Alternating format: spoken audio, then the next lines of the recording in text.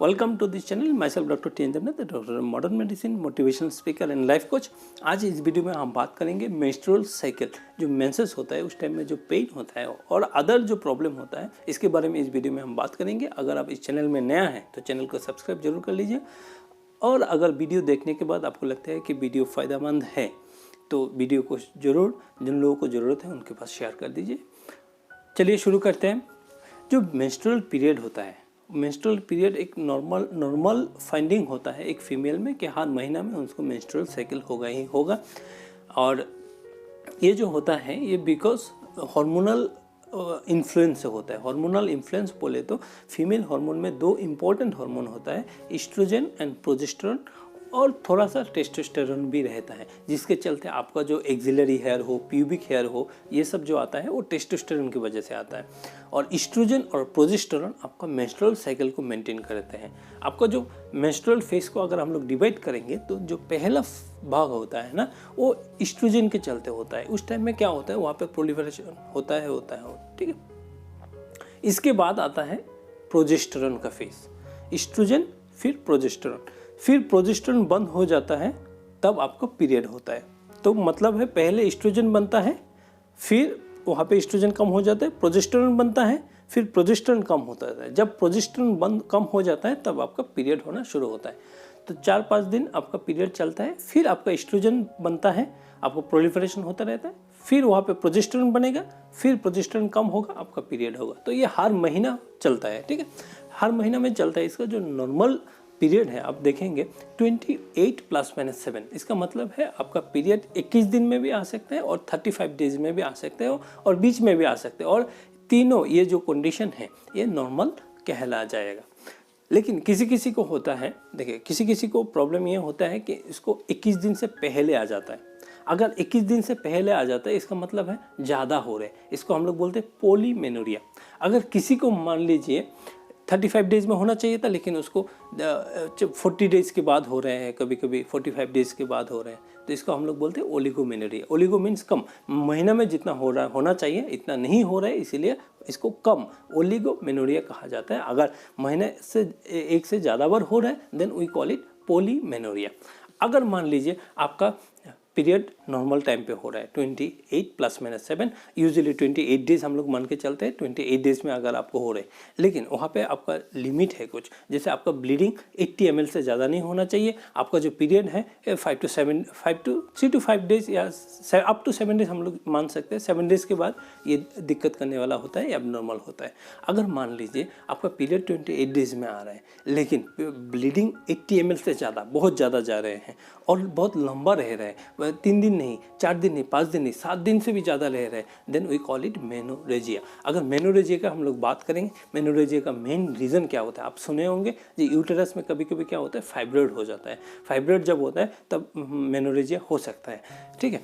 तो एक चीज़ हम और आपको बता दें, ये होता क्या है, कैसे होता है कि जो बच्चादानी होता है ना, बच्चादानी का अंदर में एक लाइनिंग रहता है, ठीक है। ये लाइनिंग ग्रो होता है, ये लाइनिंग ग्रो होता है। उसी लाइनिंग जब ग्रो होते होते जब प्रोजेस्टेरोन खत्म होता है तो वहाँ पे शेडिंग होने लगता है। जब शेडिंग होता है वहाँ पे ब्लड वेसल वगैरह भी रहता है जिसमें खून जाता है। जब शेडिंग होता है तो वहाँ से खून निकलता है, राइट। तो जैसे आपका प्रोजेस्टेरोन पूरा ख़त्म हो गया, आपका शेडिंग हो गया, इसके बाद फिर से वहाँ पे ग्रो होना शुरू होता है। तो यूजुअली नॉर्मल पीरियड में क्या होता है, पेन होता है। यस, नॉर्मल पेन होता है, जब पीरियड में पेन होता है, और ये नॉर्मल है।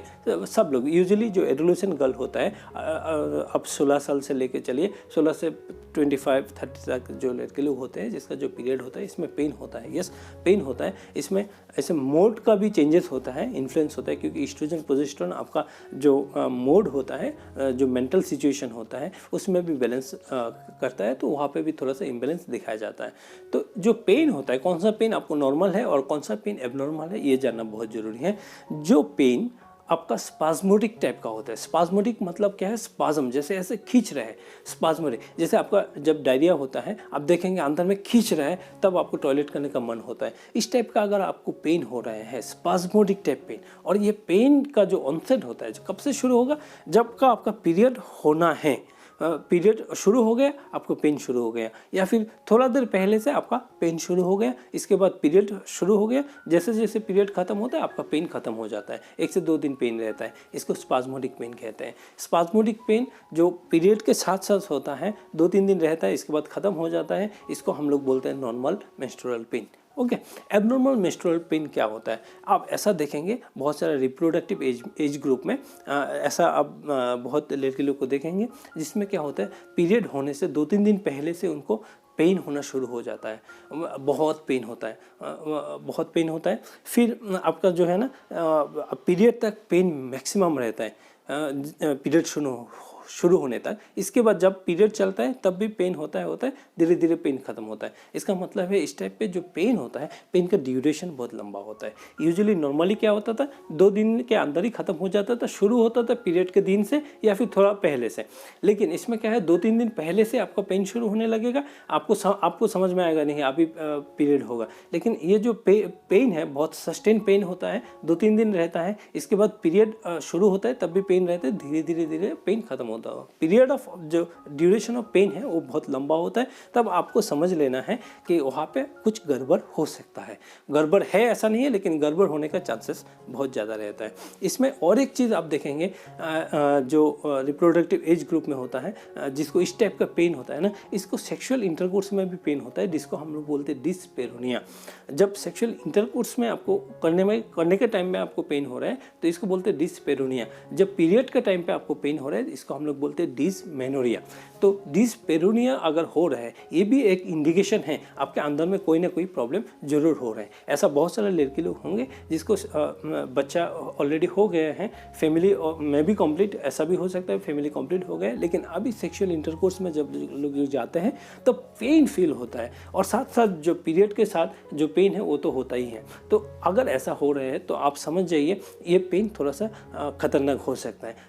तीसरा इम्पॉर्टेंट पॉइंट है, आप जो नॉर्मल पीरियड का पेन होता है ना, इसको आप वार्म लगा के सेक दीजिए, गर्म सेक दीजिए तो इसमें कम हो जाता है। लेकिन ये जो एबनॉर्मल वाला पेन होता है ना, इसमें आपको इसमें फ़ायदा नहीं मिलेगा। इवन अगर आपको पेन किलर भी दिया जाएगा तब भी आपको बहुत ज़्यादा फ़ायदा नहीं मिलेगा। तो अगर ये हो रहा है ना तो ये क्लियर कट इंडिकेट है कि आपका अंदर में कोई ना कोई प्रॉब्लम चल रहा है। तो प्रॉब्लम क्या हो सकता है सॉरी प्रॉब्लम क्या हो सकता है? प्रॉब्लम हो सकता है कि जो इसको हम लोग बोलते हैं एंडोमेट्रियोसिस। एंडोमेट्रियोसिस होने से आपको इस तरह का एब्नॉर्मल पेन हो सकता है। अभी एंडोमेट्रियोसिस हो क्या है? एंडोमेट्रियोसिस होता है जो हम बोले कि यूटेरस है, जो बच्चेदानी है, इसके अंदर एक लाइनिंग होता है। अगर मान लीजिए ये लाइनिंग सिर्फ यहाँ पे नहीं है, कोई कारण से ये लाइनिंग बाहर भी चल गए, जैसे ओवरी में चल गए और कोई जगह में चल गए, तो अभी जब इसमें ब्लीडिंग होगा, वहाँ से भी ब्लीडिंग होगा, तो उस टाइम में पेन बहुत ज़्यादा होता है। इसको हम लोग बोलते हैं एंडोमेट्रियोसिस।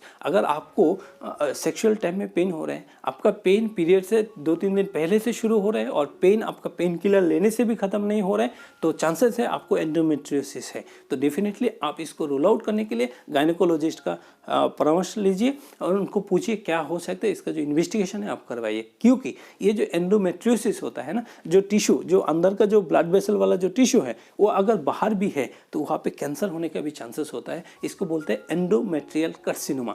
एंडोमेट्रियल कार्सिनोमा अगर होता है ना तो इसका ट्रीटमेंट बहुत थोड़ा सा दिक्कत वाला होता है। इसीलिए अगर आपको कोई भी पीरियड के लेके अगर एबनॉर्मल कोई भी पेन हो रहा है, एबनॉर्मल पेन हम आपको बताए हैं कि आपका पीरियड से 2-3 दिन पहले से शुरू हो रहे हैं, लंबा टाइम पे चल रहे हैं, पेन किलर से काम नहीं चल रहा है, इवन आप ओसीपी ले रहे हैं फिर इससे भी काम नहीं चल रहे हैं, और ये जो आपका सेक्सुअल इंटरकोर्स में पेन हो रहे हैं, तो डेफिनेटली आप गायनेकोलॉजिस्ट का सहारा लीजिए, डायग्नोसिस कीजिए कि आपको एंडोमेट्रियोसिस है या नहीं, या फिर आपका कोई एंडोमेट्रियल कार्सिनोमा है या नहीं।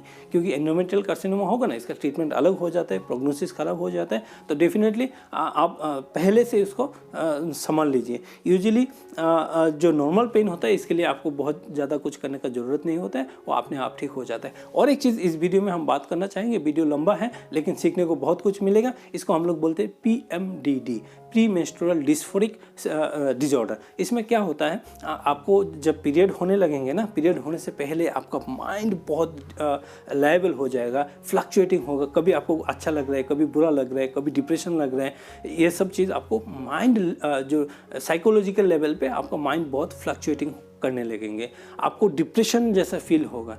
तो इसको हम लोग बोलते हैं प्री मेंस्ट्रुअल डिस्फोरिक डिसऑर्डर, या फिर आपका जो बॉडी पेन होता है, यूजुअली जो ब्रेस्ट होता है इसमें एंगोर्जमेंट हो जाता है, ब्रेस्ट में बहुत पेन होता है, तो ये सब साइकोलॉजिकली होता है पीरियड से पहले, ठीक है। इसका लिए भी अलग से ट्रीटमेंट है। आप SSRI बोल के एक ट्रीटमेंट होता है, मेडिसिन होता है, वो आप ले सकते हैं। या फिर पेन के लिए, जो ब्रेस्ट पेन हो रहा है इसके लिए आप रोज़ ऑयल होता है वो आप यूटिलाइज कर सकते हैं, यूज़ कर सकते हैं उसको, तो इसमें आपको फ़ायदा मिलेगा। तो एक चीज़ हम इस वीडियो में बात की है, पीरियड क्यों होता है, एब्नॉर्मल पीरियड क्या है, पीरियड में पेन क्यों होता है, सेक्सुअल इंटरकोर्स में अगर पेन हो रहे हैं तो ये क्या इंडिकेट कर रहे हैं, ट्रीटमेंट कैसे करना है, और प्री मेंस्ट्रुअल डिस्फोरिक डिसऑर्डर जो कि साइकोलॉजिकल डिस्टर्बेंसेस होता है पीरियड से पहले और पीरियड के टाइम पे, इसके बारे में हम डिटेल्स बात किए। अगर वीडियो अच्छा लगे तो वीडियो को शेयर जरूर कीजिए। चलिए, थैंक यू सो मच।